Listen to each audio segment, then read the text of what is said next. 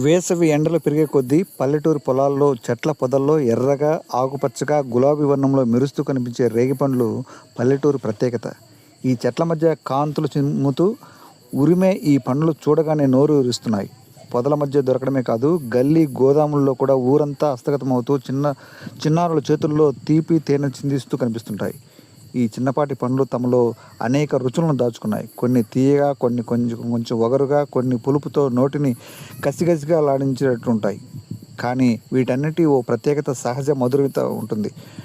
వేసవి ఉష్ణోగ్రతలు తట్టుకునే శక్తిని ఇవి అందిస్తాయి. పైగా విటమిన్ సి, ఐరన్, ఇతర ఖనిజ లవణాలతో పుష్టిని అందిస్తాయి.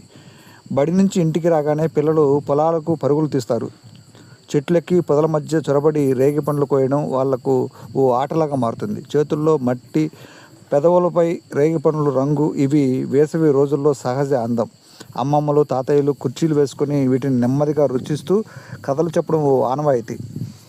ఊర్లో పెద్దవాళ్ళు రేగి పండ్లను ఉప్పు, మిరియాలు పొడి కలిపి తింటుంటారు. మరికొందరు వీటితో పచ్చడి వేసుకుంటారు. కొంతమంది ఈ పండ్లను పిండి చేసి మధురమైన రసాలు కూడా తయారు చేస్తారు. ఎండబెట్టిన రేగిపండ్లు ఆరోగ్యానికి ఎంతో మేలు చేస్తాయి. సంక్షిప్తంగా చెప్పాలంటే రేగిపండ్లు కేవలం రుచి మాత్రమే కాదు, పల్లెటూరి మట్టి బిళ్ళలతో జీవిత సౌందర్యం. వేసవి కాలంలో ఊరివాసులకి, పిల్లలకి, పర్యాటకులకు చిరస్మరణీయ అనుభూతిని అందించే మధురమైన అంకురాలు.